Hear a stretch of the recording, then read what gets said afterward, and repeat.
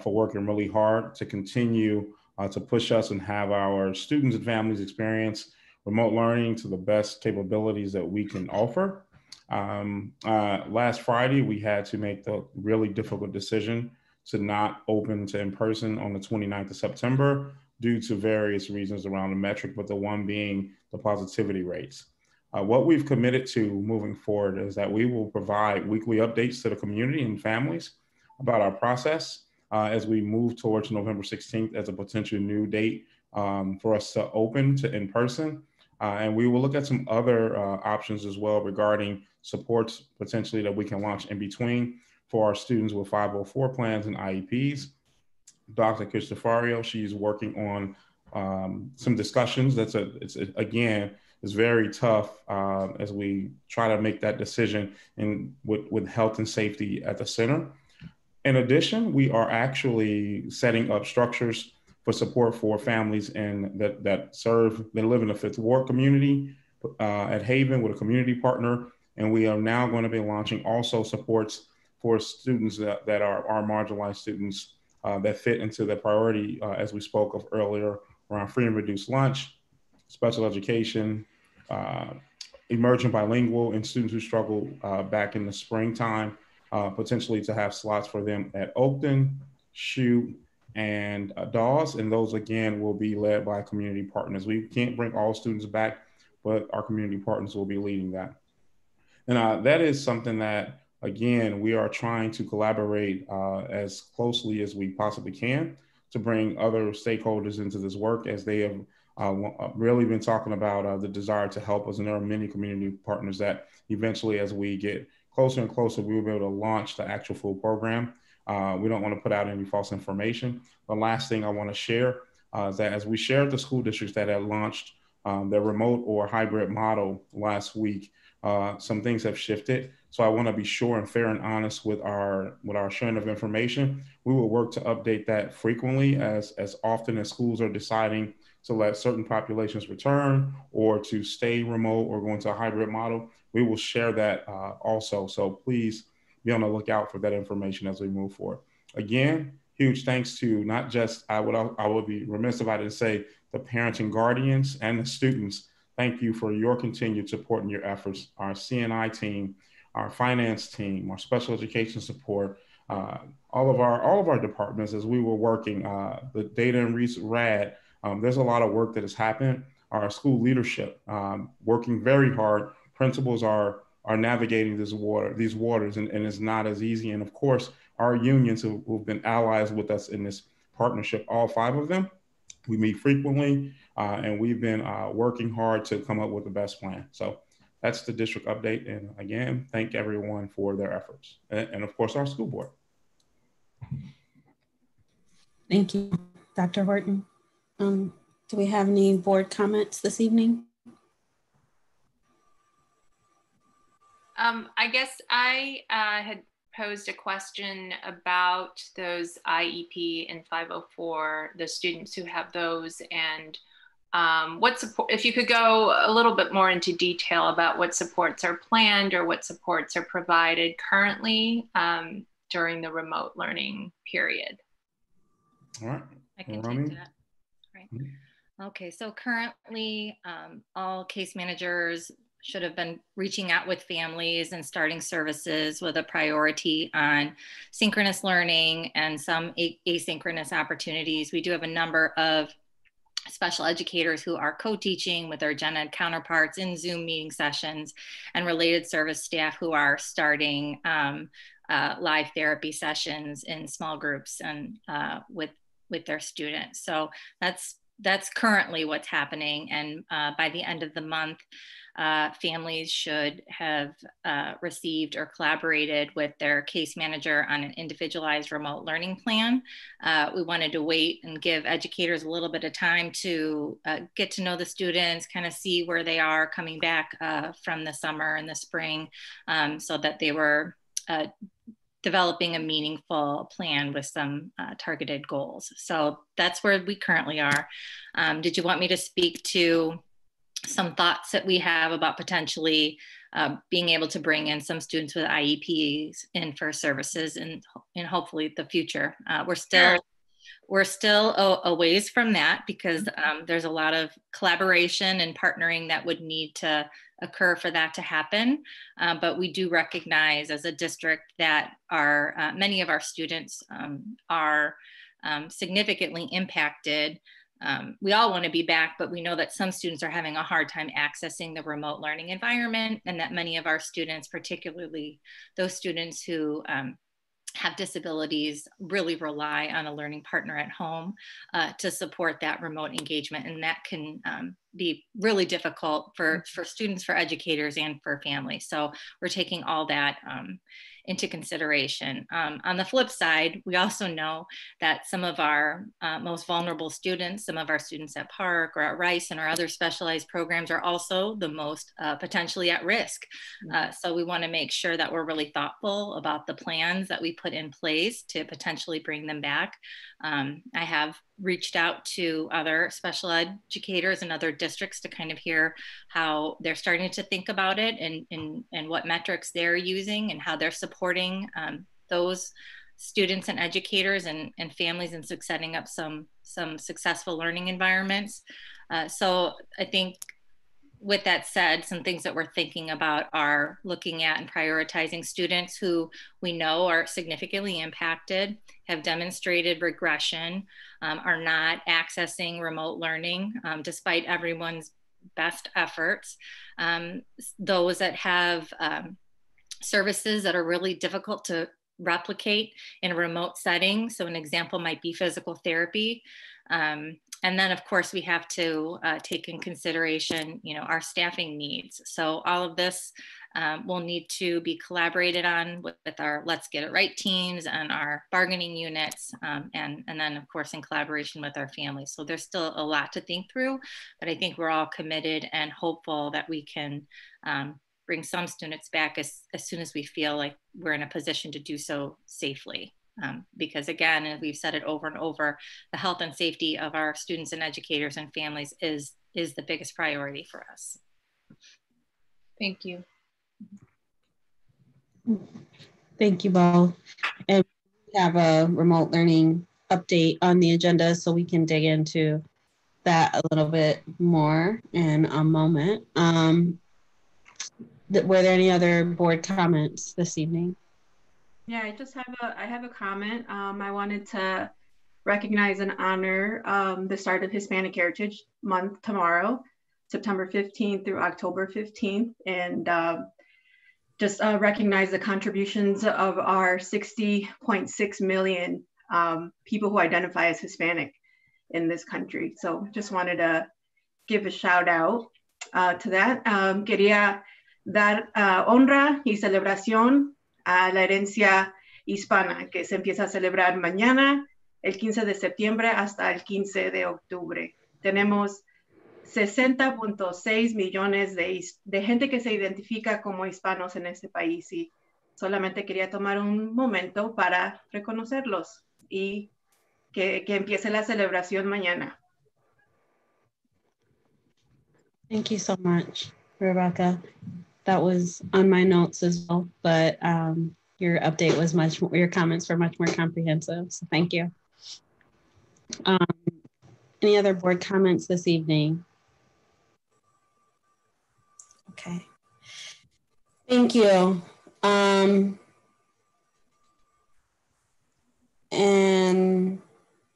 next on our agenda is public comments, which I don't believe we had any submitted. We do have one. We have one. Okay, I'm sorry, I didn't get it. But you're going to be reading that for us, Adila? Yes. We have one from the presidents of the union. It reads, Dear school board members, we, the presidents of the unions in District 65, are standing together today representing over 1,000 staff, which includes support staff and certified staff.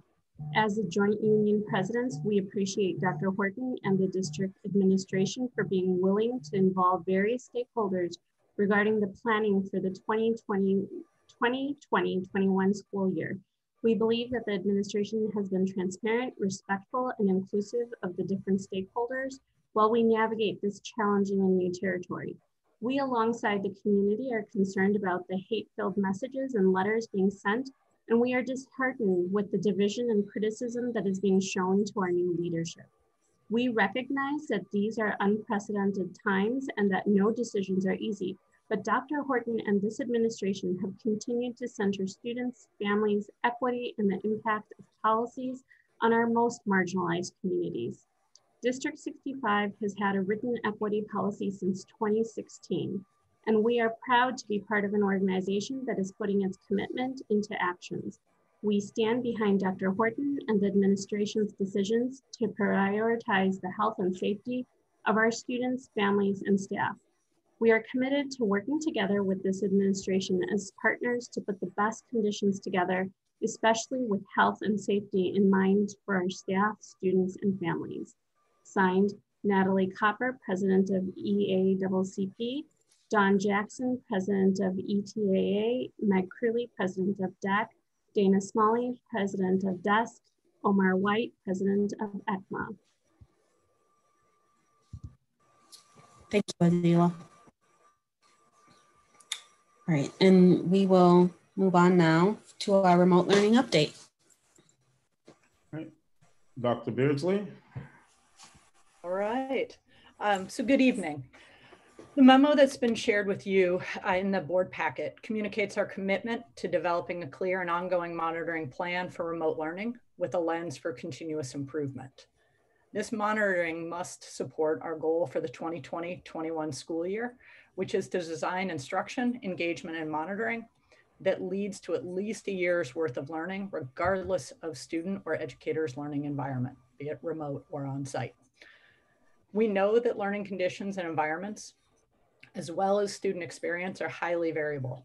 As a result, we will ground this work in the instructional core and hold an inquiry frame that will lead to identifying and addressing barriers, systemic or otherwise, that may have the potential to prevent a year of learning for our students. We also know that there continues to be a disproportionate impact on students of color within and beyond our community. So we will interrogate our data using a racial lens. Finally, it's important to note that the district is committing significant resources to the effort, including over 7,500 student technology devices in the homes of our students, live student support and technology support hotlines, augmented or new curricular materials, professional learning, and digital learning tools, all embedded in our Miracles framework work. Our areas of focus for remote learning improvement are informed by feedback that we received from our District 65 community, educators, students, parents, caregivers, and community partners. We're focused on streamlining our communication, increasing student contact and support, strengthening our academic and social emotional learning focus, increasing cognitive engagement, and improving our monitoring and measuring of student learning. During our lunch, we focused on creating the conditions for learning over the last 10 days. We're deeply focused on establishing relationships, creating spaces for students to explore identities and connect, tending to social emotional learning, and building the learning routines as we begin to layer in more academic work and ongoing social emotional learning supports. The following areas have been identified for monitoring and will be reported to district leadership and the school board as we move throughout the year. The first area that we're committed to reporting on is access to grade level instruction. Every one of our educators has received a spreadsheet that focuses on math and ELA and provides essentially milestones for when we will give our end of unit assessments in kindergarten through 8th grade. There's a similar tool in preschool. And we're going to be reporting back on the percentage of students that have taken those assessments by the milestone dates to ensure that our students are continuing to access our grade level curriculum, essentially to access a year's worth of learning. We are also supporting underneath the data cycles that will allow us to be looking at that data, learning and addressing areas that we need to further supplement for our students. But first, we want to ensure that our students are accessing a year's worth of learning in a year's worth of time. Second, we're monitoring student engagement. the team is going to be taking a look at a couple different metrics in this space. One will be looking at analytics using our technology tools, primarily Seesaw and Google Classroom, because these are the learning platforms that we're using to deliver learning. Therefore, they give a very good lens at the number of students that are logging in on a daily basis, as well as it gives us a lens at the type of activity that is occurring. Additionally, there is monitoring of daily and weekly engagement. One of the things the team really wanted to pay attention to is that physical attendance is not always the sole way to engage in learning. There are students that if you cannot be in the classroom synchronously or live, they can be engaging by completing work in an asynchronous fashion and delivering that. And so there's attention to paying attention to looking at the different ways that students are engaging and reporting back on that, with special attention for students that do not engage over a window of 3 days. A quick sneak peek at some of our early data. Just actually looking at Clever, which is one of the portals that we use to access our learning tools. Clever, you can access Seesaw, ST Math, a number of places. We have 9 schools that over the last 7 days had over 85% of their students log in and engage in learning. And the highest percentage that we have is one school at 95%. So we are seeing a really significant uptick in regular engagement with learning and access to the learning through these tools. And I think a good bit of that can be attributed to some of the device distribution and the work that our educators and families are doing to really lean into this school year and work with us in overcoming some of the bumps and challenges of doing school differently. It's also important to note that Clever is a tool that we used quite a bit in K-5 over the last couple of years, but has not been regularly used in middle school. So this is a change of practice in our middle school. And so we're seeing our middle schools move to it, but we see some additional work that we need to do in order to be getting accurate measures from those buildings. Just another quick sneak peek too, when we take a look at Seesaw, we can see that over the last 7 days, the district has posted, actually schools have posted anywhere from 1,600 to 4,000 posts, which is really indicative of work and learning going out to schools. And we see that over 80% of those are getting some form of comment or feedback, indicating also high level of return and engagement between teachers and students around the types of artifacts that are being submitted. Another area that we're going to be monitoring is observations of classroom learnings. School leaders are targeting 3 to 5 classroom visits a day. That's giving us a lens of what learning looks like on a day in, day out basis to be able to support educators and really understand and pick up trends so that we can continue to grow and improve.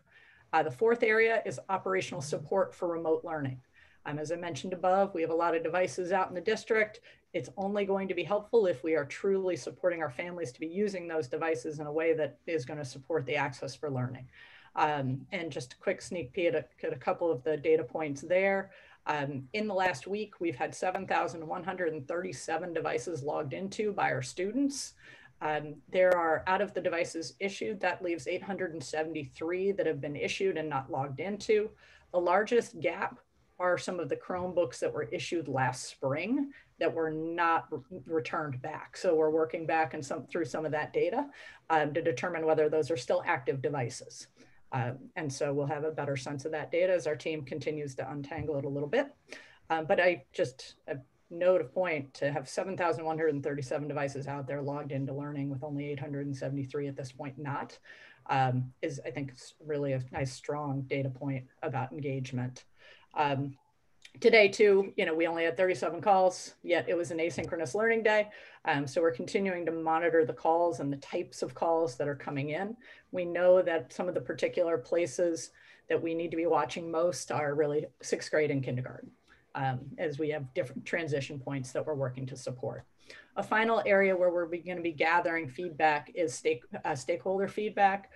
We are developing a survey that our standing committees, which are staffed by DEC educators, will complete on an ongoing basis throughout the year to give us feedback both from the student educator and family perspective. We're also going to be seeking out a student group, a parent caregiver group, and a principal group to be taking this survey so that we have data from different stakeholder groups and perspectives to help inform ongoing continuous improvement for remote learning. And we have tried out a sample version of the survey with our principals currently, and it really asks people to think about the remote learning experience from those three lenses. In closing, it is important to note that starting the school year remotely is challenging. Regardless of the fact that we did this work in the spring, this was a significant shift to say, yes, we are taking on grade level learning, we are taking on a year's worth of learning and taking on a new set of tools and meeting a whole new set of students. And so I really want to thank our community and our educators as they have really dug in to learning, to experimenting. It's a whole, we are doing, there's a lot of ongoing troubleshooting and problem solving that everybody is doing. Yet we are seeing, as each day turns, more and more meaningful learning engagements. And I think we're beginning to find our stride. So I really thank educators, school leaders, everybody who's in families, because this is a collective effort. And this has outlined the way in which we want to be able to measure this learning over the course of the year with a deep commitment to continuous improvement and ongoing learning. Thank you, Stacy. Do my board colleagues have any initial comments, questions for Stacy and team about the remote learning update? Yeah, Joey. I had one question, and it's really, Stacy, it's really about thinking about tools like Seesaw. And since we're in this remote circumstance, as a board, I know we've asked questions before about reimagining assessments and reimagining a report card, that type of thing. And something like Seesaw has those tools where you can upload learning standards and teachers could associate posted work with content standards, which parents have an ability to then see. Has there been any thought in testing some of those tools out this year to see if there's a way to create some synergy while we're in this situation? And I appreciate that question. So curriculum and instruction, particularly around math and literacy, is very close to having some learning targets that can be community facing. We're in very good shape on math and really working on tuning some of that on the literacy side. It is our goal to get both greater clarity to our educators, but also to our parent community about what the specific learning targets are in each grade. And we do have educators who are interested in digging into some of the standards assignments in Seesaw. We do see down the road the need clearly to do some revision in our report card, and our hope is that the learning targets work and some of this will help to accelerate, because very much when I say focusing our academic and social emotional learning, we know that we need to get to the learning areas that are most important. And that degree of clarity around the learning targets and potentially using the functionality within Seesaw to assign standards can really help us potentially move forward. Thank you. Good, guys. I see you wanted to comment, and Biz, I also saw your hand earlier. So Sergio, go ahead. Biz can go. Oh, okay. All right, Team Dawes, yeah. I know, right? Stacy, thank you, and CNI team for again creating this report for the board. And I just wanted to underscore, I want to appreciate, making sure that we're keeping track of student engagement.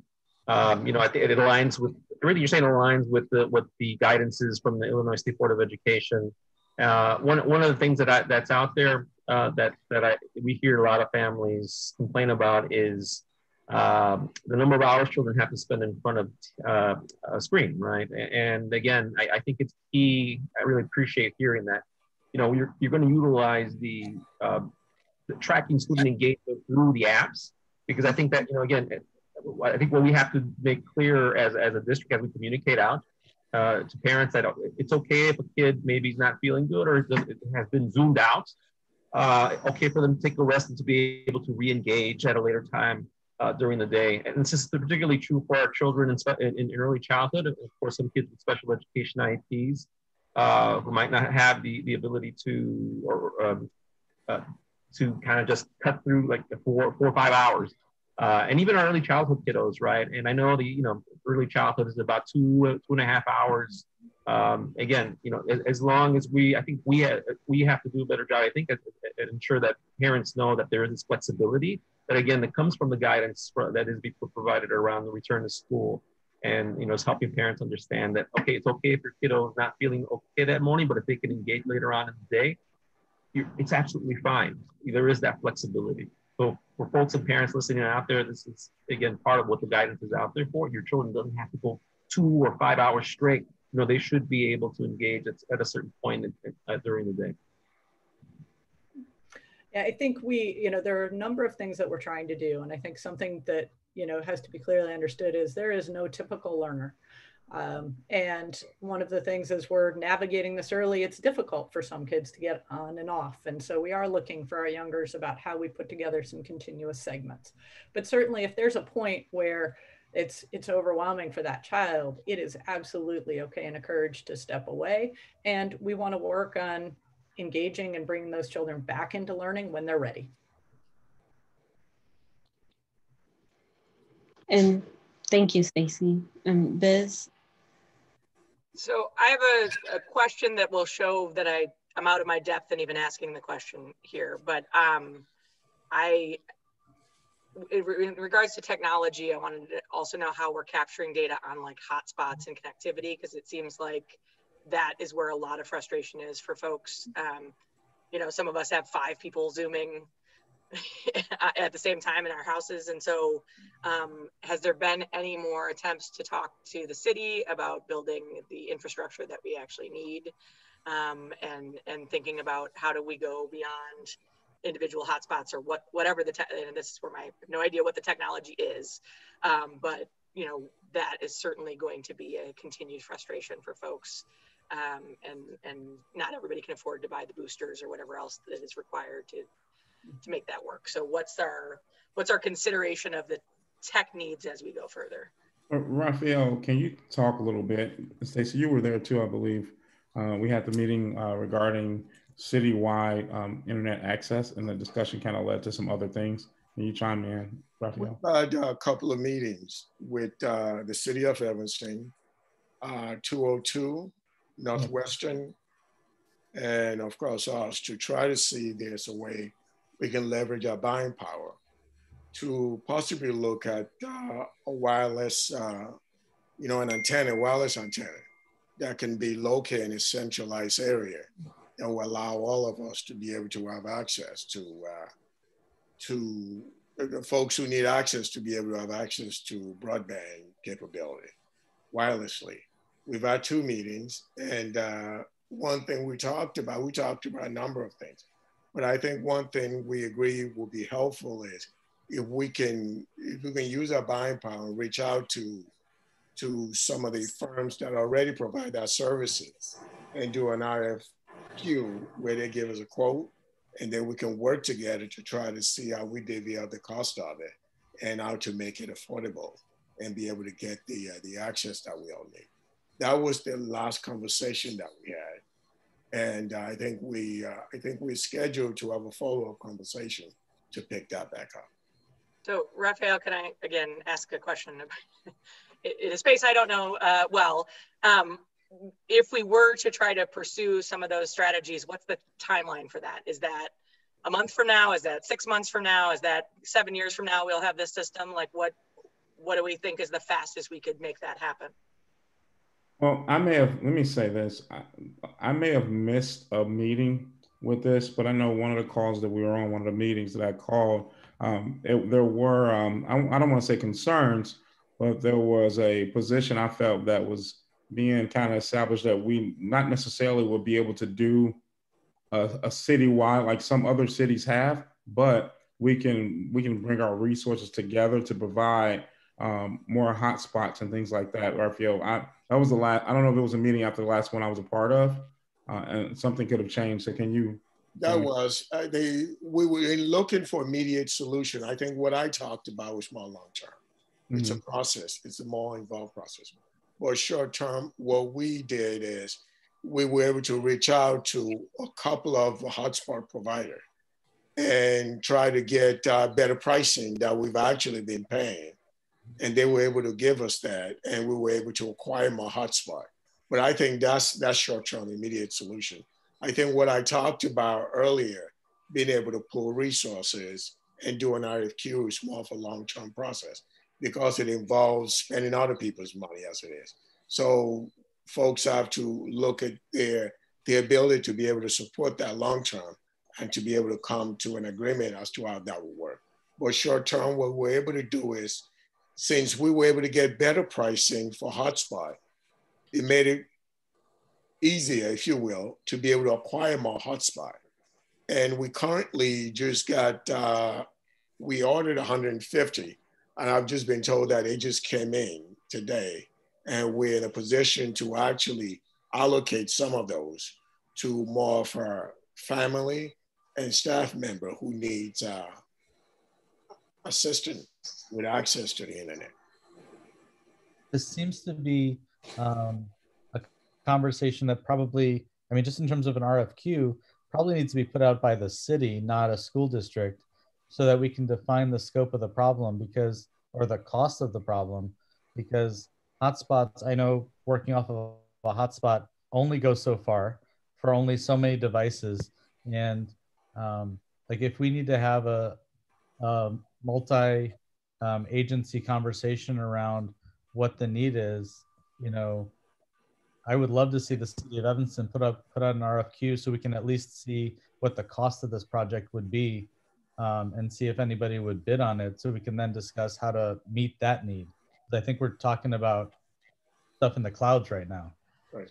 See, I think that's a wonderful idea. And I suspect there will be entities that will bid on it. Just like a cell phone tower. Most of the major supplier of cell phone, they have more capacity that it can safely, you know, use for their own subscribers. So it will be the same thing, Ken. So if you have a provider that has more capacity that they can safely sell, this would be an opportunity for them to get a fixed amount of money from us, if you will, where they don't have to go out and actually try to sell sliver by sliver. They can sell a bundle. So I think it's got the possibility of being useful and being helpful for us. And I think that was where we kind of stop. I think we need to continue the conversation. And I think that is really where we need to get to long term. So maybe we can put this, I don't know if my board colleagues will accept it, but maybe we can put this on the city school liaison committee to follow up with the city and see if we can get them to put an RFQ out there, which I don't think is a ton of work other than drafting the RFQ to then see what the next steps might be. Right. I think that's a great idea. We meet on Thursday, so we can bring it up then. This week? Yeah. Yeah. I think from 5:30 to 6:30. That's amazing. Raphael, Great timing. really quickly to clarify, the additional 150 spots, was that due to a shortage, or is that due to additional like households with multiple children needing multiple hotspots? What we've been trying to do is try to anticipate, like a lot of things related to remote learning right now, there's a shortage of it. So we've been anticipating the needs that may come up. And so we've been gradually acquiring hotspots. And so what we found out is just in talking to our building administrator that there are demands out there where families are reaching out and saying they can use, you know, amount of hotspots here and there all over our building. So those will be given out to families needing additional hotspots. But those families are, everybody who needs a hotspot right now has one. We're finding out though that families are reaching out to their building principal and saying that maybe the ones they have in their household doesn't cover. You may have a situation where you have a family with 3 kids in a household where they're all jumping on at the same time trying to log on. So they don't have the coverage that they need to have a robust internet experience. And I assume that parents have been given guidance around the use of the hotspot. I know that I personally have a hotspot, and although it is unlimited, it slows down towards the end of the cycle and, you know, causes the inability to check in or to use camera as an example. And so I'm just, you know, I get it from work. And so we're told to make sure that we use it for work and not, you know, like not use it all day. So I'm just curious that those instructions have been given to families, how to conserve the Wi-Fi as we're working towards solutions. Just wanted to make sure that those instructions are being given to families until we find a better solution. Now, the arrangement that we are with our provider is actually unlimited. It's what we sign up for. So there's no data limitation as far as the data usage. They're unlimited. So yeah, I have unlimited too, but it does slow down after I think 22 gigabytes. They're like, you know, we have unlimited, but it slows down towards the end of this, like 15 days into the cycle, it slows down. And so for those that don't use hotspots, like, you know, even though it is unlimited, it really isn't actually unlimited at the high speed or what a family of 2 individuals or 3 individuals would need to connect. So you're absolutely right. I think we do have a situation, even in the household, when you're paying for broadband with Xfinity, for example, after you get close to a certain speed, they start troubling, which is slowing down. So that is something we'll be sure to communicate to our families to let them know that. But just this week, last week, we received 65 requests from family members for additional hotspots so that we're planning to distribute this week. We'll make sure to communicate to our family to make sure they use the access that they have from those hotspots more judiciously. Thank you all. I had a couple of questions that and a comment that are not related to hotspots, but I appreciate the discussion given how critical it is that everyone have access to learning right now online. Can I just interrupt? Because I did have one more follow-up question about hotspots. So can I just really quickly? Yeah, go ahead. So, you know, with respect to the percentage of students who are connecting, I mean, I think that's really, the preliminary numbers do seem promising. And so that's good. I'm wondering when we do get continuing reports on monitoring that, if it would be possible to get, if the plan is to give us not just, if it's possible, give us not just a demographic breakdown, like the school breakdown, but even by ward, because I think as we are having the conversations with the city and with these other entities about what the need is, it might be helpful to have, if we know that there are particular areas, particular wards or particular neighborhoods that we're struggling to get students connected to regularly, that would just be useful information to have. So I don't know if that's something that we can also, when we're collecting that, provide. Now I hear the request. I'm going to need to probably go back and look into our data a little bit and consider that, SUNY, and then follow up with our next report.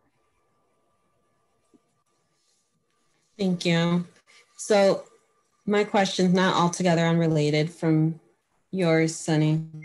My question is in relation to the engagement number. I appreciate, I did ask for if we could get more specific data metrics in terms of engagement. And I appreciate you sharing that with us tonight, Stacy. If I can jump in, if you don't mind, please. I think the request that SUNY just made, we can do that. We can get data metrics as to when the students sign up, where they sign up from. Thank you. Thanks. I am curious if you mentioned that we had, I think, 85% or more engagement at 9 schools. I'm curious if we have any data from the spring to compare that to get an idea of the impact of the device distribution and the hotspot distribution and the the PD and supports that are being provided to change how e-learning looks this fall versus in the spring? So I haven't pulled it, largely because the middle school data would not be comparable because we did not have the emphasis on using Clever, which is the numbers I shared tonight were related to Clever. We may be able to pull some particular Seesaw data. Where our Google Classroom data is coming from is going to be coming from also an application that we put in over the summer. And because we were not able to pull district-wide or aggregate data for Google Classroom in the spring. So I can, on that request though, look at some of the data that is available in our K-5 and compare our Clever engagement. And so I can bring something if there's interest in seeing some of that. Our intention with this memo is to create a baseline of these measures using a sample week in September and compare that sample week monthly throughout the year. If there is interest in just seeing some of the Clever baseline data from the spring for our K-5s, that's the one place where it would be relevant, and it would only be in the K-2 where we were using Seesaw. Kylie, can you share a little bit about what you've been working on with your team regarding engagement, and we can follow and connect to this discussion? Sure, Stacy covered most of it. We've been looking into pulling some of the back-end data from these platforms and trying to get a little bit more granularity and specificity from the data. Right now, it gives us some really strong indicators of success, but we want to explore and examine how deeply we can delve into that data to really use it with other data to triangulate at a school level kind of what's happening.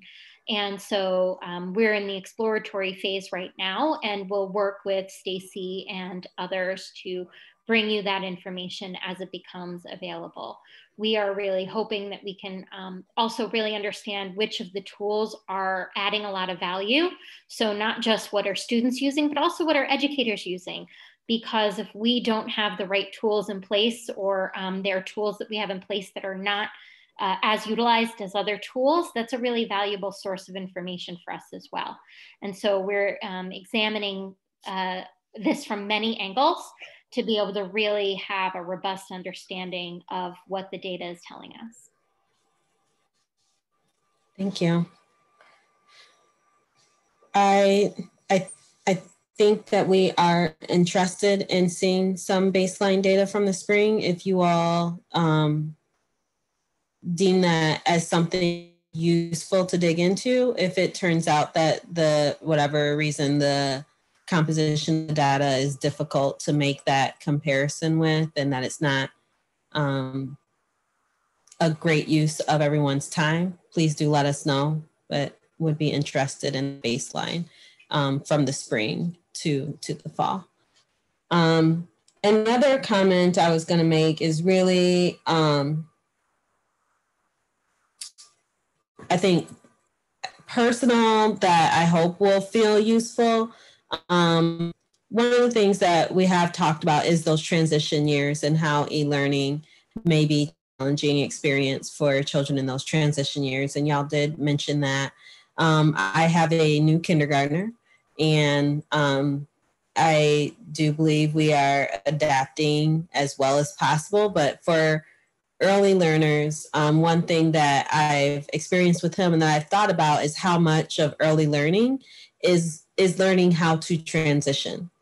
Learners transitioning with songs, activities, games, routines that build in familiarity and also socialization that helps children adapt to school and the rigors of learning in a school environment. And so I just wanted to throw out there some consideration of how to build that in via remote learning. The jumping on and off and the hard starts and hard stops, I think, are challenging for little people. I think it's challenging for adults. It's especially challenging for, children whose brains and impulses are still developing. So just kind of throwing that out there as something that I'm curious if that is part of the mindset and thinking about helping people with young children adapt to those hard stops and starts and develop that skill set that they may be developing in school. There's some soft skills that are being developed that folks who are exclusively e-learning right now may not be able to grasp currently. Yeah, Biz. I would just add, on the other side of that transition spectrum, having a sixth grader, you know, I do think that the middle school transition has so many social pieces that are hard to translate into a remote learning space. And I think our educators have done a phenomenal job of just trying to get routines and normalizing the experience and transitions of middle school. But I do think we're going to have to be really intentional about how do we foster some of those social connections that are not going to be as natural as walking down the hall and running into each other at a club or some of the other things that happen for middle schoolers. I think probably the sixth graders are at the greatest disadvantage because they have been put into this bigger pond, but haven't necessarily had the chance to interact with peers from other schools. And so I think, you know, we want to, just like we want to focus some attention on what the kindergartners need, I think we also want to think about for sixth graders, how we foster some of those social connections that aren't as natural in the remote learning space. So thank you. If I can just go back to something we were talking about a moment ago about all the short-term solutions that we can have to provide access to our family as it relates to internet connection. I know 2 years ago, I brought to the board about the possibility of having cells tower installing on some of our buildings. That's another solution that may be less expensive. If we can negotiate a contract with a cell phone company, we can strategically, based on where we know we have the most challenge from our family and our students being able to log on, we can negotiate where they install a cell tower in a couple of our buildings that can be equipped with repeaters. And that will make it easier for folks in that area, community members in that area, to be able to get access to internet connection that way. I love the idea, Raphael. I think for me, it's we're at a point where we need to make decisions to help us survive and thrive in this moment. But we also are at a point where if we're going to think about some of those things, let's use them as to be innovative and to make the decision that's good for a longer run. And like the first thing I thought of, Raphael, was if we put them on top of schools, that would just remind me and everybody else where we don't have a school, right? And like, this is a citywide issue. This is a Skokie issue too. Northwestern already has broadband for their entire campus, not just in the buildings, but outside. That already covers, probably could reach a third of our city if we were to partner with them. I think we just need, you know, make some leadership from our board to partner with the city and Northwestern to try to push this a little bit and see if this is the right time to do this, not just for the now, but also for the later. And I'll add that not just our board, but District 202 as well is at the city schools meetings. And this is a broad need that affects our entire city. I would like, if we can, to have that discussion go to the city schools meeting and see where it goes from there. And then if we need to explore these other options, it sounds like something that ultimately would need to come to finance committee. But I'd like to, because we're significantly over our time for the working board meeting that we had slated, I'd like to wrap up that discussion if we can. And I think the last comments Biz and I made were about supporting students in the transition years with some targeted practices. Were there any comments or feedback about how we're supporting students in those transition years or how we can going forward? On the Leave a Little, is it anything that your principals are doing unique that we can make more widespread within the schools, within the district, to support those transition grades.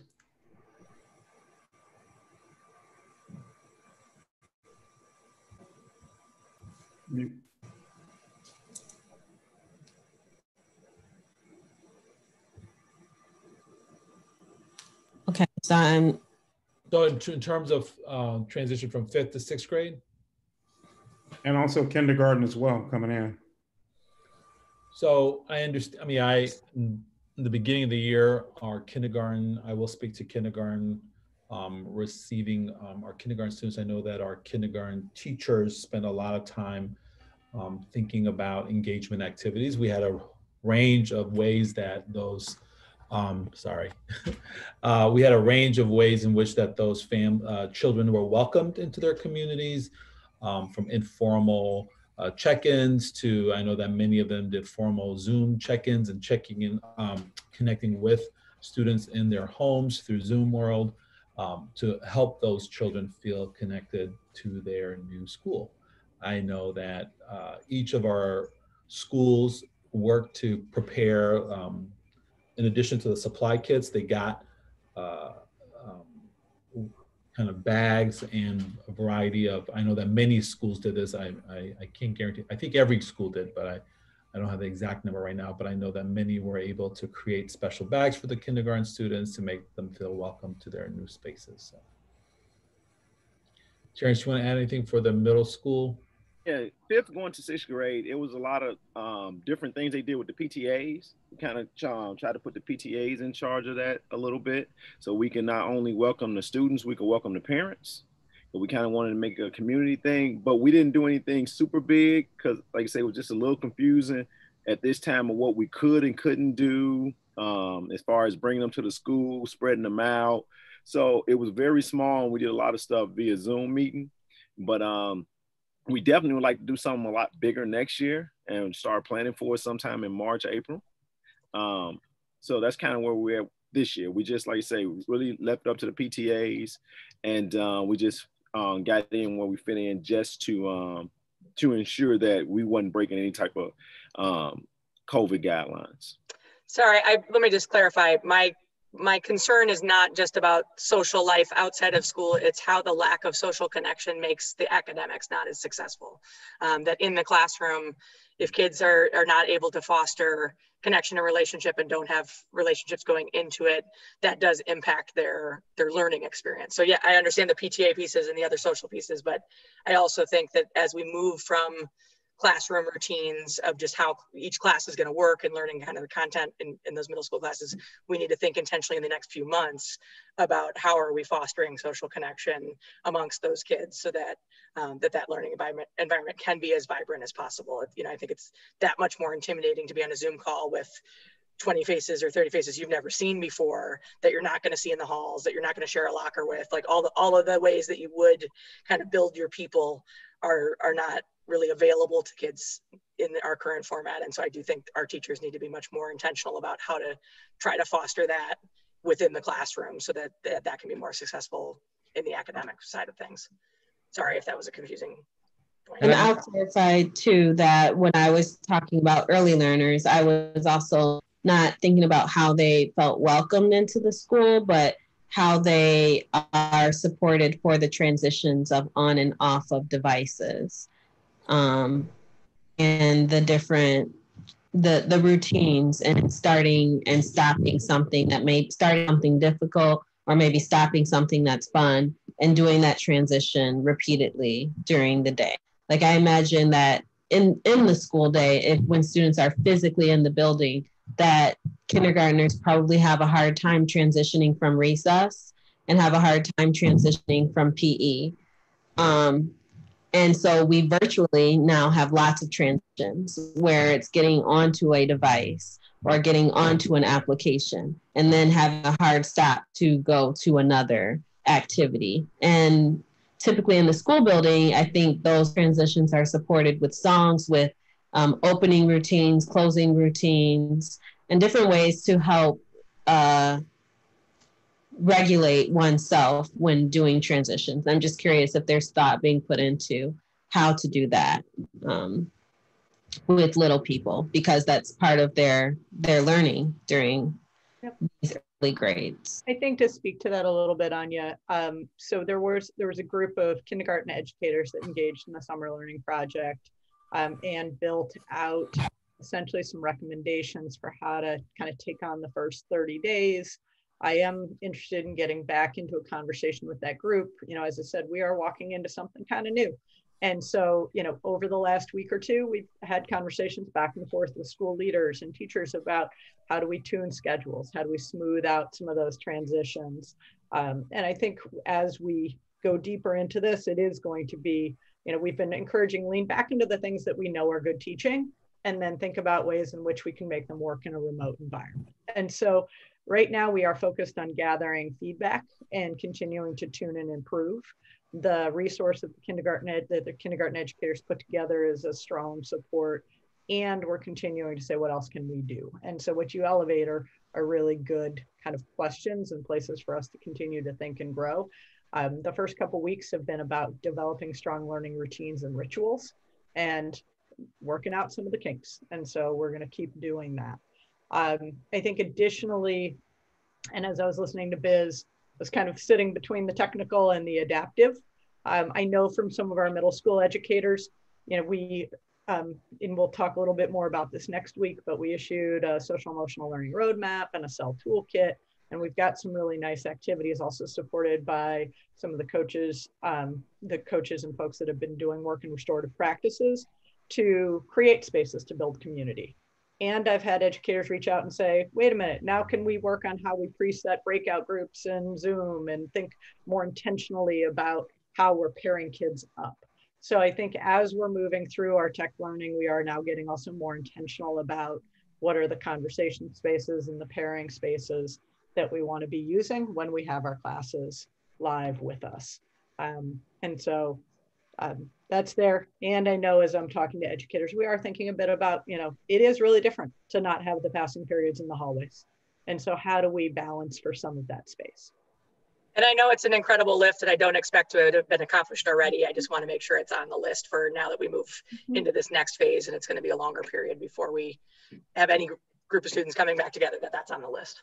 Yeah, it's there. And I think what you're bubbling up is why we've got a really deep commitment to gathering data on this on a monthly basis and just doing the ongoing learning and improvement. Thank you. I kind of want to add to this, you know, the whole streamlining communication with students and families to make clear what's expected and how students are doing.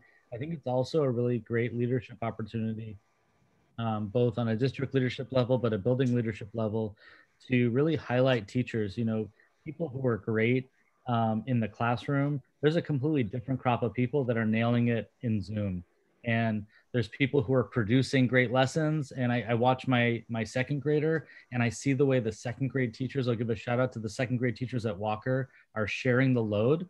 And while he identifies with his homeroom teacher as his teacher, he gets to meet all of them through different ways that they've kind of jigsawed out the work. And they're all engaging, but it also diversifies his experience. And then I see a post or somebody reaches out who's having a bad experience. And I'm like, how do we connect the teacher who's struggling with these people who weren't identified as mentors before, right? Because we typically identify mentors in an in-person level based on experience and style and personality, but now we might need different kinds of mentors out there. And how do we kind of cast that network for teachers to know that you don't have to struggle in your home, you know, by yourself? There's other people we can connect you with to help you learn how to use the tech tools, if that's what it is, or learn how to set up a breakout room or use a whatever the tools are that are needed to get a little bit better and kind of make the learning curve a little bit faster.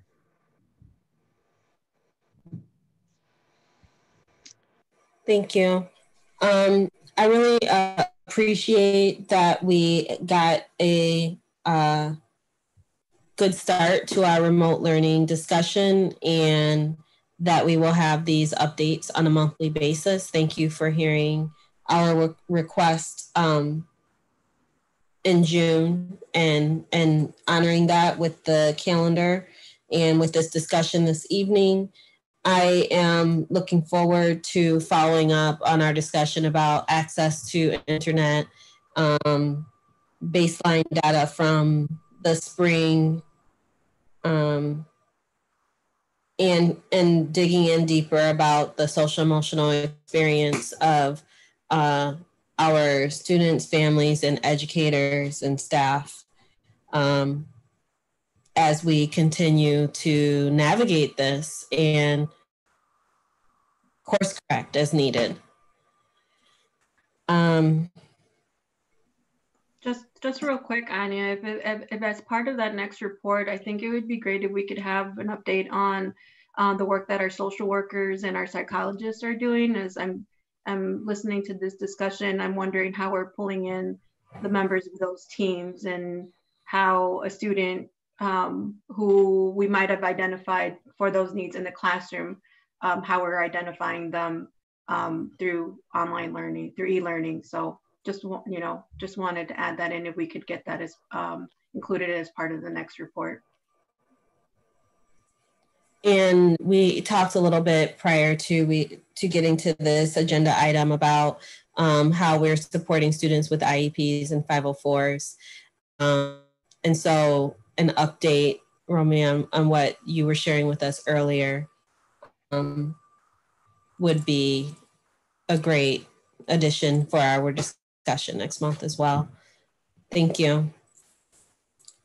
All right, so we have a full finance meeting agenda yet.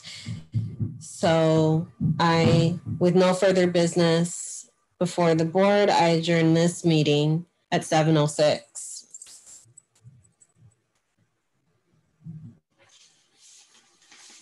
We're staying right here. We're not jumping to a different link, right?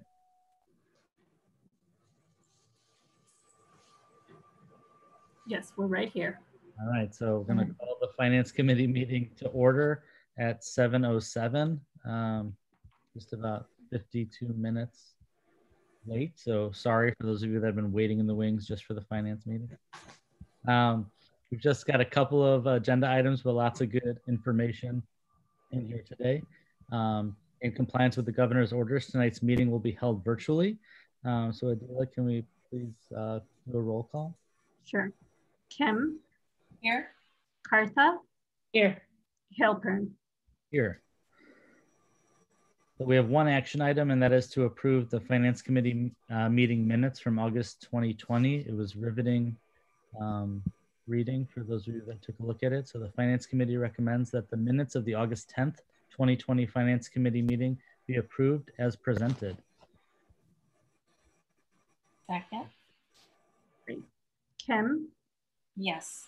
Kartha? Yes. And Halpern? Yes. Great. All right, two meaty agenda items today. The first one is the reconciliation between the fiscal year 21 tentative and final budget. Raphael and Kathy, thank you for putting some materials together. You want to walk us through that information? Thank you. And before we begin, there is a change on in the packet on page 19 in the other objects in fund debt service fund. So that amount has been changed, and I believe Adela, we posted the new amount, so it is changed in the packet, and it does not, that change does not affect what we want to present, because that amount was not included in the operating fund reconciliation. So what we want to do tonight, we would like to share with you some slides from the presentation. There you go. I don't know if you can see my screen. It's okay. A beautiful chart. We don't have a PowerPoint presentation. We will have a PowerPoint presentation at the next next Monday. We didn't want to run it twice. So today we just want to walk you through some of the tables from the packet and explain the changes. As everybody knows, we presented tentative budget to the Finance Committee last month. Since then, we made some changes. Next Monday, we will have a hearing on the tentative budget and subsequently adoption, a vote, board's vote, and adoption of the budget. So starting with revenues, and there are two tables in your packet. Changes by object, that's the one that I'm projecting currently. And this one by fund, but I want to go back to the object and show you what has changed by different category. So there was no changes in revenues. Overall revenues in property taxes, overall revenues decreased by 294,000. And they increased primarily because of the drop, because of the decrease in other local revenues. Because of the delay in in-person learning, we reduced childcare fees and lunch sales. So these were reduced by approximately half of last year's budget. Even if in-person learning begins, we cannot recoup these revenues. So that's why you see a large change of almost 800,000. We had some positive adjustment. There was adjustment to corporate personal property replacement tax. We received an update from the state, and their estimate of that revenue was a lot more optimistic what we had. So we did not include 100% of their estimate because it's still an estimate, but we added 111,000 to the revenues. As far as the state revenues, every August we fill out a transportation claim, and based on that transportation claim, which is for prior year expenditures, we were able to revise our transportation revenues, again, revenue that comes from the state, by 400,000. So this is a positive change to revenues. And there were some minor changes to various grants, and which resulted in a net decrease of 46,000. So overall, a decrease in revenues of approximately 300,000. Moving to expenditures, expenditures were reduced as well. The bulk of the reduction took place in salaries.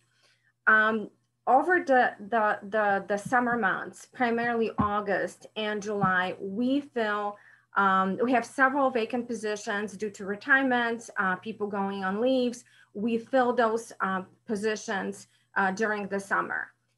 In tentative budget has placeholders. If we don't know the actual person who will be taking this position, we put fixed amount. And as these positions are being filled, this year we had some savings, which is very helpful to this budget. We also reduced stipends, primarily middle school sports stipends were reduced.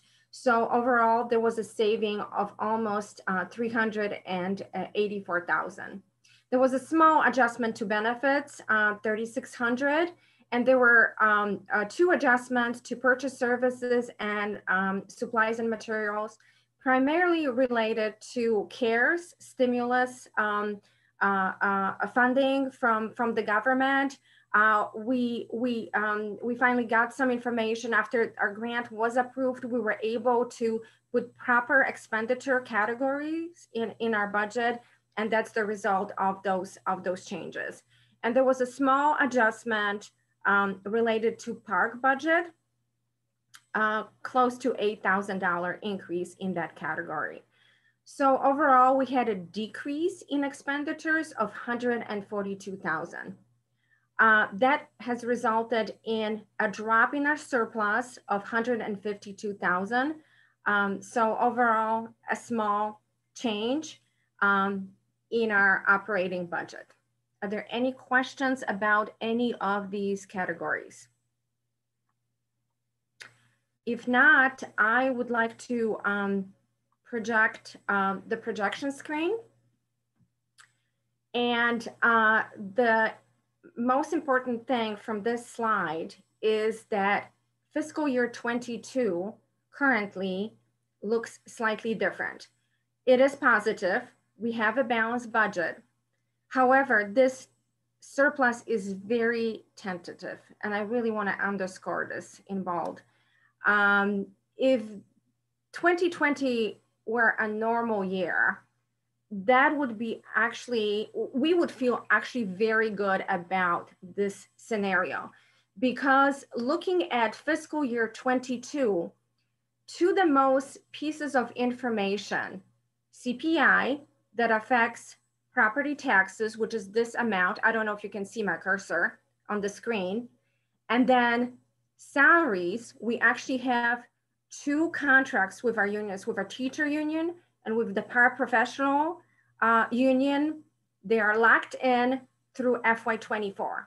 So we have the most, the two largest pieces of that puzzle known. But because it's not a normal year, it's not a traditional year, other variables can change. And what do I mean by these other variables? I mean the collection rate of property taxes, which we adjusted in this year to 96%. And historically, it's been around 98 or 99%. Other local revenues, which we know from the current year, we can just stop receiving certain things. I mean, that has never happened before. I mean, we had fluctuations in interest income. We had years when we collected maybe 90% of other local revenues versus 85%, but nothing like that. So that's where I'm saying that this is very tentative. And we will be adjusting our projections in February when the December CPI comes out. We know the CPI for FY22. Let me be really clear. I mean, it's going to be 2.3%. The CPI that is unknown will affect FY23. But we are looking at the collection of our property taxes, and I just looked at what we collected this fall. As you know, the deadline to the county is October 1. Majority of our taxes actually came in. We collected approximately 78%. I'm sure there is a group of people that will be paying late, or businesses that will be paying late, maybe even after the deadline. So we are actually watching very closely actuals, but the money is trickling in, the money is coming in. So that looks better, what we presented previously, but it's still very tentative. Kathy, if I can just point out that the projection, especially if we look at FY23 and beyond, as far as what the deficit is, looks really bad. But that assumes we do nothing. We just go on autopilot. And we know we're not gonna go on autopilot. It's like we see a freight train coming for us. We're not just gonna keep driving towards that freight train. The plan is we are going to have to adjust our expenditure, which is what we have control over. There's a limit to how much we can take in as far as revenue, but we have control of our expenditure. And the plan is that we will do something so that the red ink that we see in the out years doesn't come to pass. So I just want to point that out. This assumes if we do nothing and continue to go the same pace that we're going, which we are not going to do. What's also positive about our budget is that we, unlike municipalities, we do not rely on sales tax or impact fees or even so much local fees. I mean, that's actually a very, very small percentage of our budget. The largest largest portion of revenue comes from property taxes. So that's actually what we have a positive going in comparison with the cities, for example. But still, we would have to take action in order to have a balanced budget. I just have one question. You mentioned our property tax collection rate right now is 78%. What does it normally average? So it's actually 96.5% what we have assumed for this year. I was just saying that as of today, we collected 78%. That's what we collected in this fall. But for the entire year, we took down the collection rate from our normal 98.5%, and 1% is about $1 million. So every percent matters, and it means a lot of money. So I want to clarify something for what Terrence is saying. So normally this the second installment of the 2019 taxes due in August. In August. But because of COVID-19, Cook County decided to delay it till October 1st. So if there had been no delay on August 1st, we probably would have collected close to 99%. So we anticipate that we will collect the difference between the 96% that we estimate and the 77% that we've collected today. So I just wanted to clarify that. It's the cost of the due date that was set by Cook County that made the collection lower, as opposed to what it will have been if there were no extension for the due date. Okay. And that's why we're optimistic, because we feel in this last couple of weeks, we will receive a large deposit from the county. Another thing to point out in the slide is that we do assume 1.5% CPI for years they are unknown, meaning FY23, 24, 25, and 26. Currently, the CPI stands at 0.6. So if, let's say, if it remains at 0.6, this column is gonna look worse. If it's higher than 1.5%, we will adjust the revenues to a higher amount.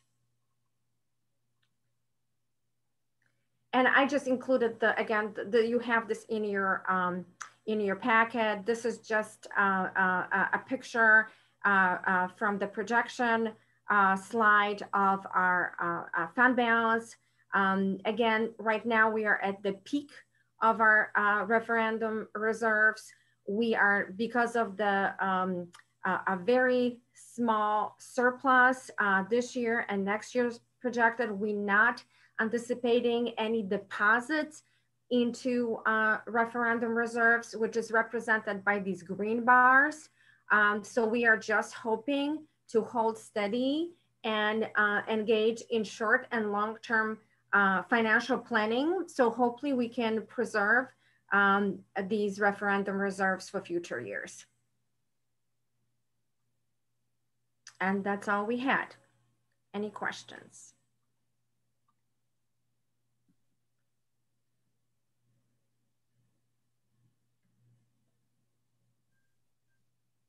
Any questions from anybody? You know, we look at these charts quite a bit, but we've got a couple of, we'll talk at the end about a couple of special finance meeting dates coming up, and how we're going to get to extend what we have into those out years, and understanding all this breakdown is really important for all of us. Anybody have any questions? Biz? Biz does. Biz was raising her hand. So I don't know if you want me to ask it now or later, but I have a question about the transportation. I know there was some emails about transportation. We're not anticipating saving any money on transportation, and I'm trying to understand. No, we didn't say that. We didn't say we were not anticipating saving any money in transportation. What we didn't say that. Well, we did. That was my takeaway. So I just wanted to clarify. No, what I said is that we are still negotiating with the two transportation provider. They have not been providing transportation to the district day, meaning Positive Connection and Compass. So last spring, what we decided to do is to pay them their cost, which was approximately 66%. This year, at the start of this fiscal year, we're not going to do anything close to that. I've been in conversation with both of them, and I can tell you where the parameters that we are talking about, which I think is fair right now, is 40%. So yeah, I would assume that gasoline and maintenance and all of those things are not necessary when they're not doing routes for us. The salary is something different, but there would that's accurate. Additionally, when the school year is over, like at the end of the school year last year, the drivers are furloughed, so they get to collect unemployment anyway until we call them back. Since we don't have a need for drivers while we're in remote, there's no reason for them to be called back. They can continue to draw unemployment. So there's no reason for us to do what we did in the spring, which is to pay the salaries of the drivers, because they couldn't, right. So we paid the salaries of the driver, but with the start of the school year, in person been delayed, what we thought was fair to keep both businesses from going under is 40% of what they would have expected to receive. So there's a very good possibility, depending on how long remote learning goes on, even for each of the months that remote learning is in place, we should anticipate saving 60% for bus transportation. I want to point out though, that for Zoom, for example, and 303, some of our students are still going to out of district schools. So we've been providing Zoom transportation and 303 taxis for them. But the bulk of the transportation expenditure is tied in with Positive Connection, who's the big daddy of them. And then a smaller amount goes to Compass for Head Start. So if we stay in remote, what we anticipate is paying 40% and saving 60%. I apologize, I must have misinterpreted that email. So thank you for the clarification. So we haven't finalized the contract. We're going back and forth. They're pushing, and we're pushing back the other direction. So we hope to be able to have a contract finalized very shortly. And Raphael, just to clarify, when you said in the spring, we just went ahead and paid everything based on our contract, that was also the guidance that we were given statewide of how to handle contracts when we went to that circumstance back on March 12th. The guidance all the schools were given as to how to handle some of those contracts that now we're thinking about differently. We didn't just pay the bill because we wanted to. We were also doing right by the people that we were engaged with and trying to take care of people during a tough time as well. That's correct. Even then too, we didn't pay 100%. Right. We paid 66%. We asked the bus company to actually be paid based on reimbursement of actual costs that they incur. We didn't pay any profit. We didn't pay for things that the bus company did not incur. So even during the spring, when we're following guidance, we didn't pay 100%. Some school district paid 100%. What we negotiated was 66%. We thought that was fair. Thank you.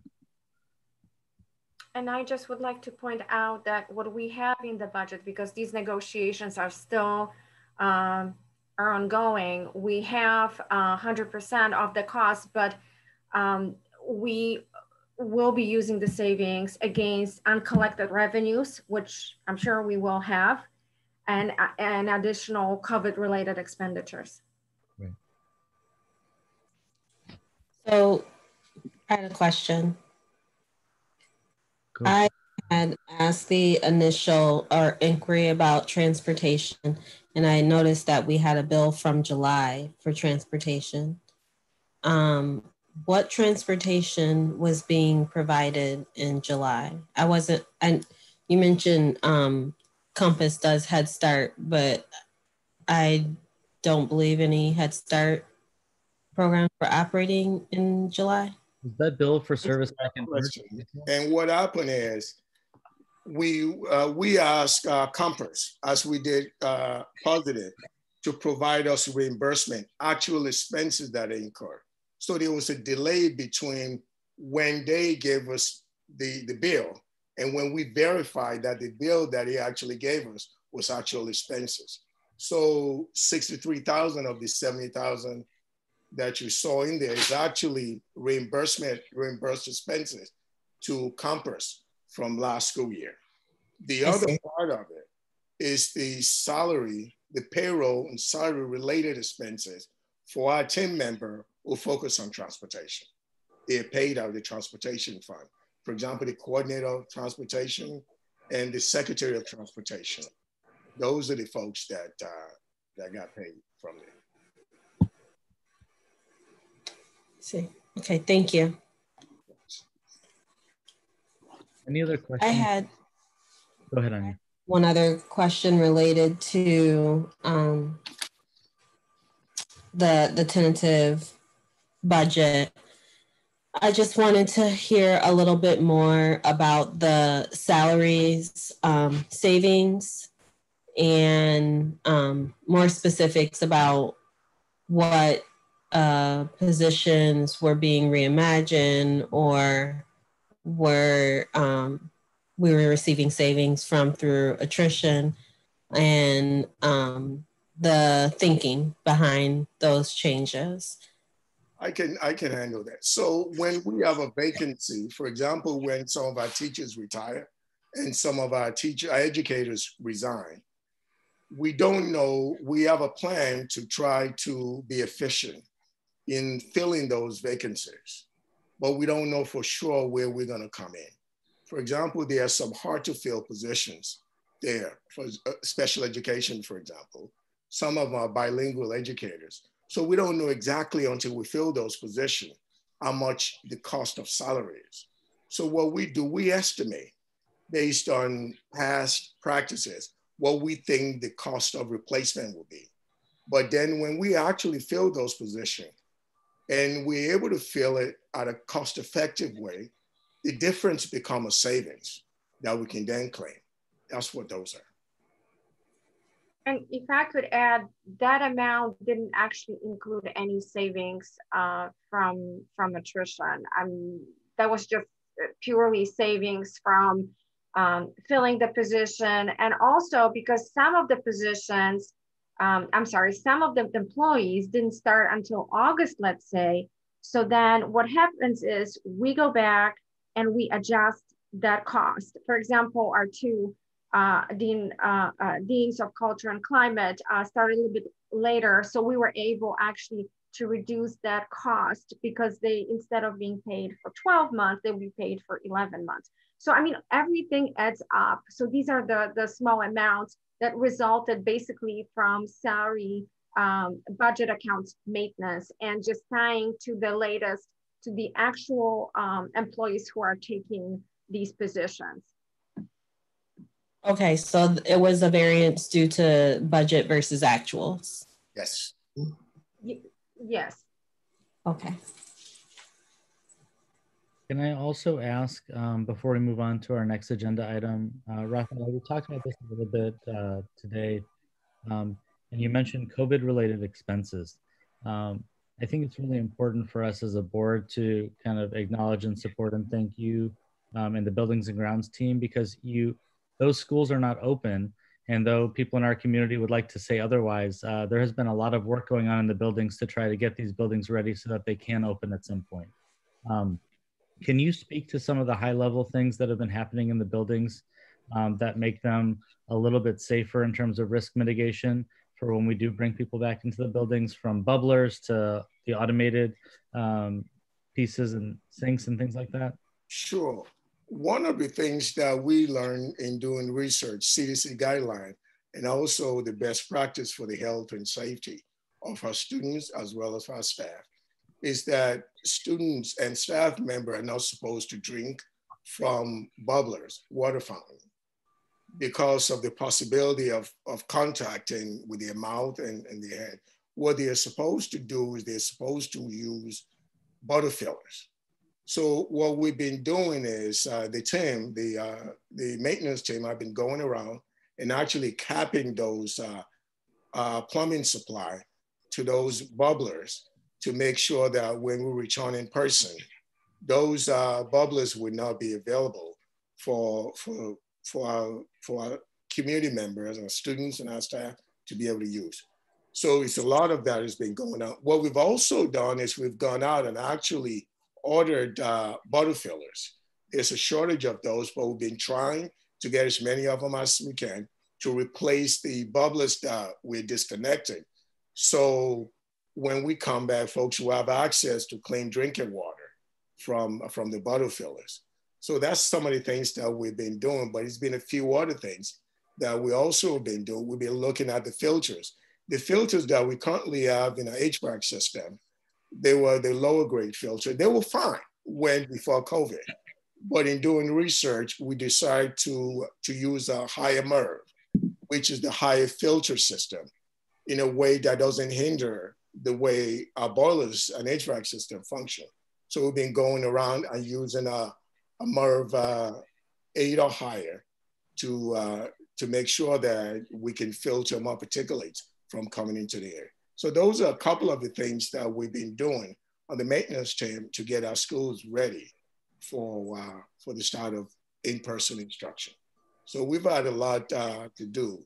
We've also been doing some painting, and we were monitoring the construction also that took place this summer. We got quite a bit of roofing work done, some masonry work, some asbestos abatement. We also replaced floors with VCT instead of asbestos floor tiles. So there's been a number of things that the maintenance group have been doing to get us ready for the start of in-person school. Thank you. And we can't wait to use those buildings again too. Let's move on to our second discussion item. That's the Every Student Succeeds Act report. So once again, you have provided us with a fantastic display of school level spending. This is new. This is, I think, the third year of this. Is that right? This is actually the second year. The second year. So what this is the law was passed. Every Student Succeed Act was passed by former President Obama back in December of 2015. And there were a number of things that the law required. And one of the things that it requires is to create a level of transparency to ensure that resources actually flows to our students who need it the most, as opposed to arbitrarily going to folks with the loudest voice, with the ability to be able to garner more resources. That's what the law requires. So in order to create that transparency, we're now required to publish this data every year, and it goes to the State Board of Education, and it also stays on our website.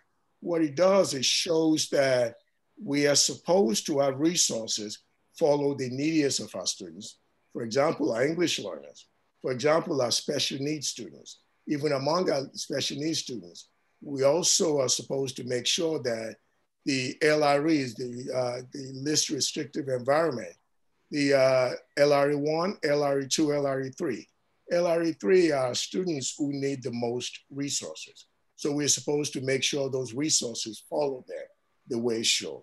And I'm happy to say, just like in last year, what we've seen is we've actually been following the guideline set by ESSER in making sure that our English language learners, our economically challenged students, as well as our special needs students, we actually spend more money on them than some of our community members who have more access to resources. So I'm going to start out. If you look on the left, the three left, Rice School, we know Rice School is a residential therapeutic school. And we know it costs a lot of financial resources to be able to educate those students. And if you see, based on the resources that they need, we do spend more resources on those students. And the next one are the outplay students. These are special needs students. For whatever reason, they need additional specialized services that we are just not equipped to be able to provide to them.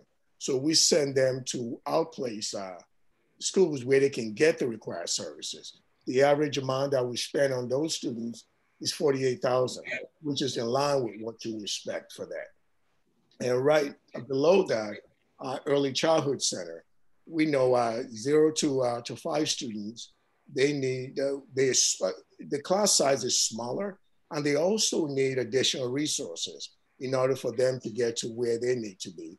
So if you look at that, that's what you see. So the highest level of funding for our students at Rice, the second most is at outplay students. And then the third will be the early childhood, which is what you expect.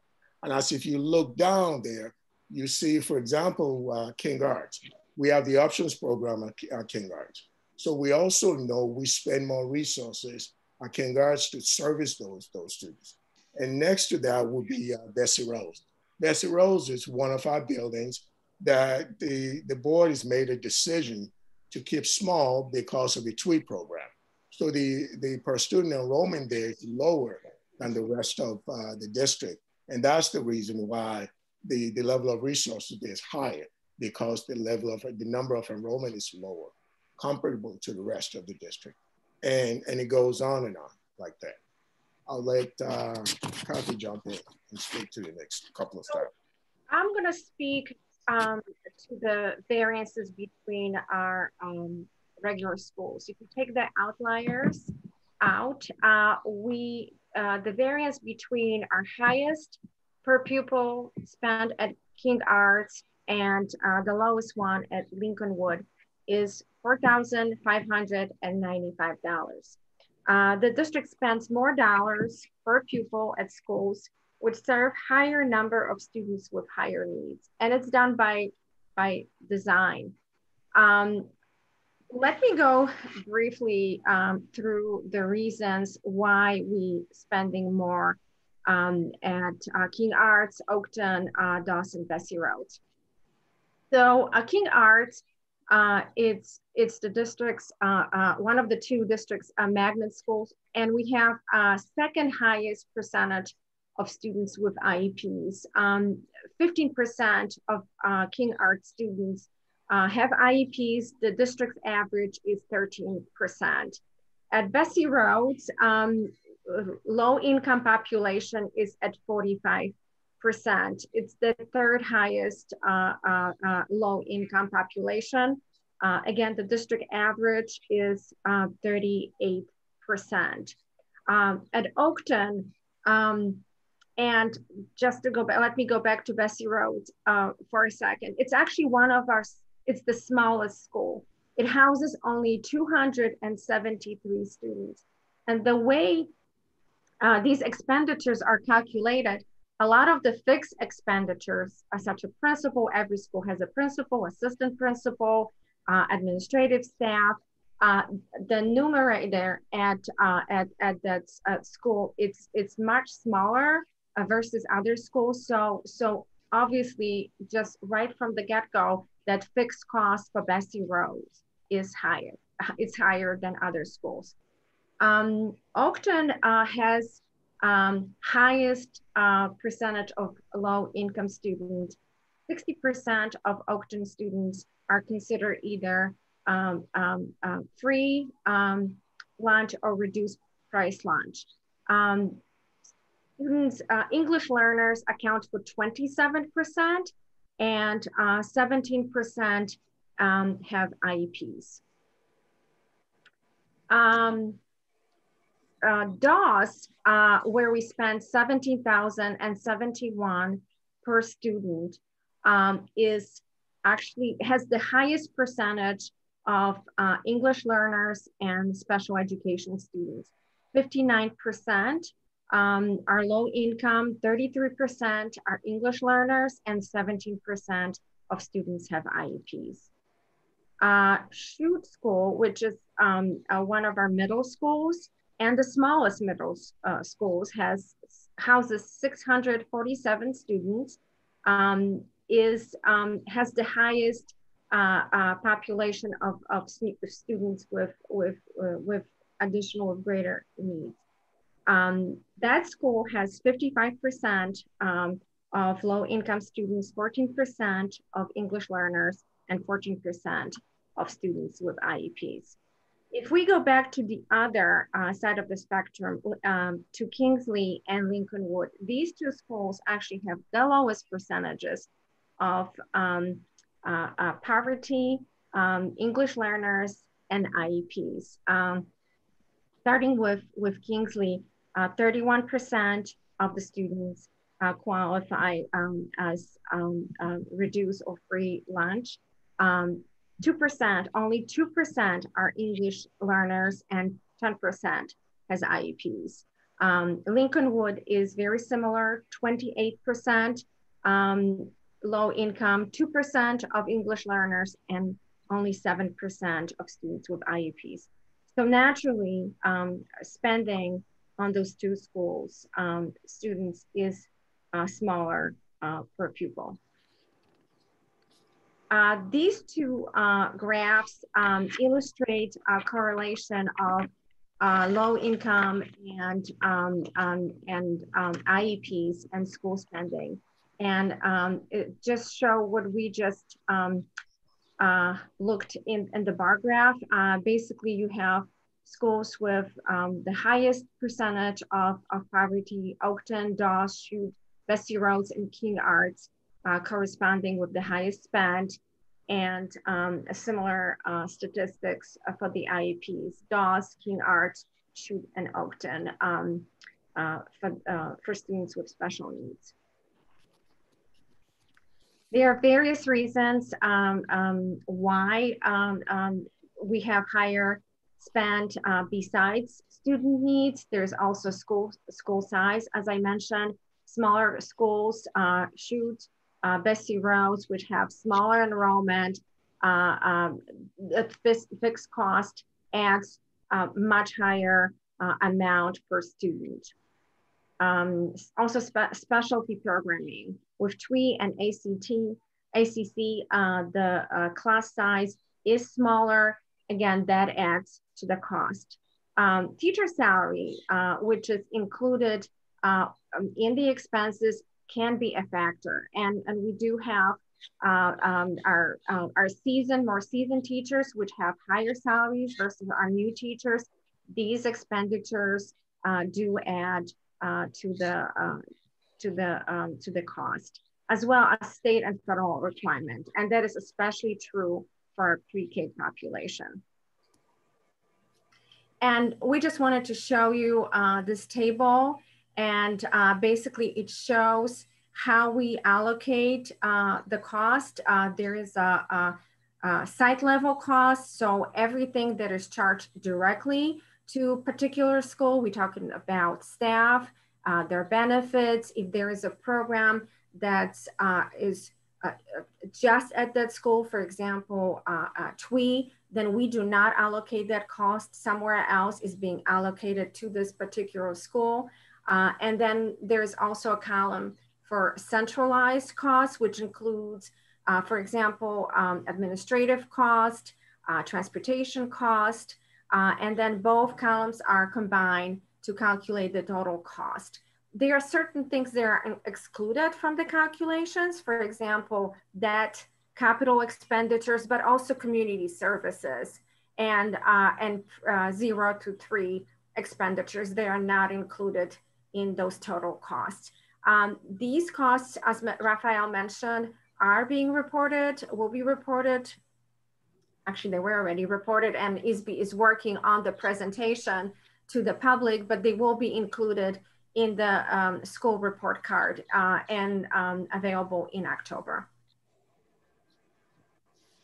So I'm just going to say that I'm happy to announce that last year, the first year that school districts were required to do this report, we submitted our report to ISB, and ISB called us, and they said we actually were doing exactly what they were hoping other school districts would do.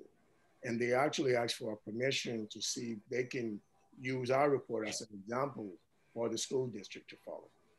So I say that to say that we've, in the district, in our district, we spend a lot of time working on equity and making sure that we just don't talk about equity in theory, that the way we fund the programs that we provide, we fund our students, we fund the services they get, actually mirrors that what we talk about. And in looking at the presentation we just gave that, it shows that that's exactly what is happening, that our most neediest population of students are assigned the most resources, and that's the way it should be. And I think as we develop our budget going forward, and as we assign resources going forward, we intend to continue to do just that.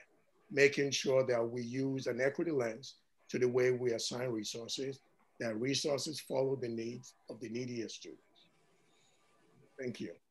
And I just would like to add that we actually will be including per site spending in our budget report. So that will be a new section in the budget book, and the budget book will be released, and the budget at glance will be released later this month.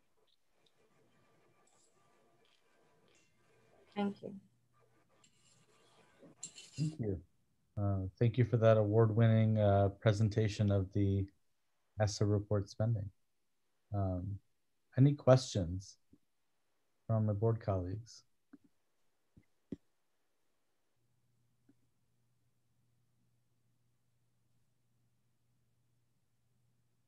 While everyone's thinking about their questions, I will say that I appreciate the way you outlined the reason why we're spending more in some places and some schools, identifying the programs, identifying the needs, and delineating the equity agenda thread within those couple of slides, because you're right, that's exactly what it's meant to do. And you all are doing it in the production of that report, but it also gets actualized into buildings. And I think for me, it leads to questions about, as we talk about tightening the belts or deciding what does a budget deficit conversation or budget reduction conversation look like? A lot of people think about it from a very grand scale, like, what do you take away from the district, like in totality? And for me, it's, how do you preserve the investments and things that need the investment, and how do you take away things that maybe can run more efficiently? And it doesn't have to be a conversation about a program in totality. It can be about, we can apply an equity lens to that conversation. So I appreciate you staging for that with this breakdown.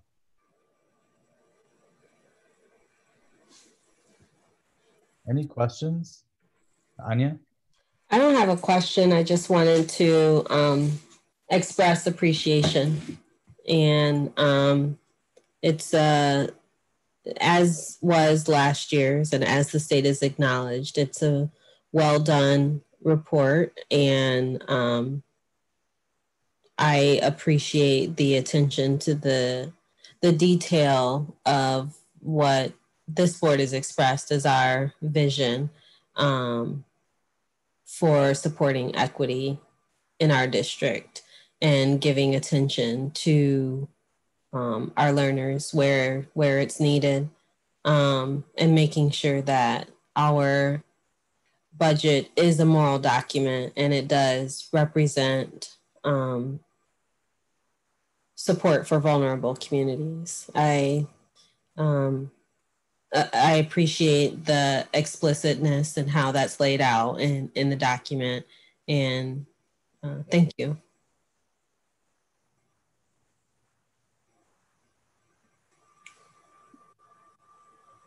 I would just like to say that as you see, Dr. Horton he's all about that. And even as we're planning what in-person is going to look like after doing remote, making sure that our community that needs that extra help, they get it. I think with all that we do, we always strive to look at everything from an equities point of view. I had a question about, since I'm new to this and I didn't see the report last year, was it shared in any way with the larger community or communicated, like here's the link if you want to look? Is there any communication about that? We didn't send an email out letting folks know. What we did, we are required to, which is what we did, post it on the district website. Now, I think it's a great idea. We can send our communication to our community and just letting them know if they would like to get additional, more in-depth information. They can look at the report and try to get some data to support what we know the board's goal has always been equity. Yeah, I mean, just in some maybe capsule summary or something like that, it would be nice to communicate to the rest of the district community, I think. Did I mishear, Kathy? Is that it is going into the budget at a glance, the documents that we're sending out later this month, correct? So are we talking about, yes, so there will be a section in the budget that will slice the new budget per building, basically. We never had that. We only used it last year for prior year information, but this year we're presenting information for FY20, but we also taking the FY21 budget data, and we will be presenting in the very similar fashion. So what you will see is this bar chart with the budgeted figures. And then again, at the end of the year, you will see how the actual expenditure will stack up against this budget. But we also wanted the community and the board to see how we budgeting, that it's also, we budget in an equitable way. We are using equity lens to for our expenditures in the budget. Great, thank you. And then, well, can you just again clarify the, just restate the difference on the charts between, there was the site level expenditures and the centralized expenditures. Can you just state what the difference is, what that represents? So sure. I can jump in. What it is that's actually a requirement of the law that shows that anything that you can directly trace to expenditure in each of the buildings, those are site level expenditures. Those would be, for example, teacher salary, right? Those would be for the TA expenditure. Anything that you can directly trace there. For example, the operations of the building itself, those are direct costs. Those are building level costs. Then you look at expenditure related to district operations. And those are the central office, if you will, district level expenditure. And then you allocate that proportionately.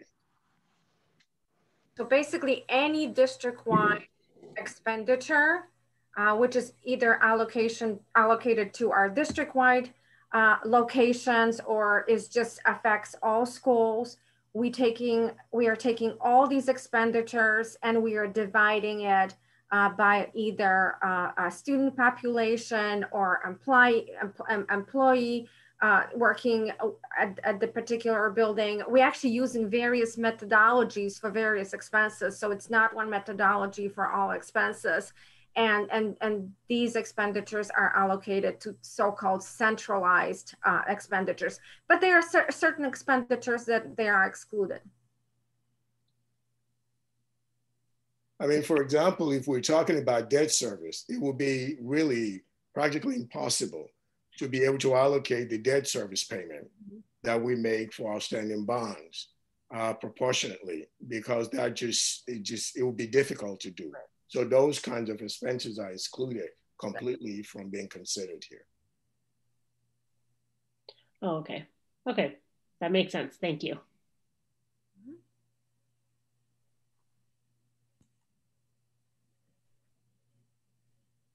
Any other questions or comments?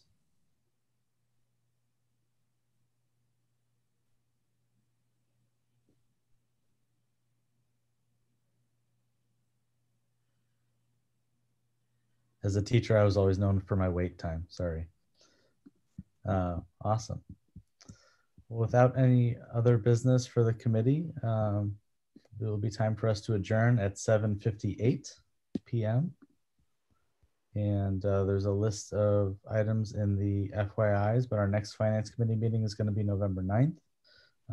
And online, you can see updates on bills, fee collections, the CPI update, the transportation memo is in there, and announcement of some special Finance Committee meetings coming up in November and December as well for future business.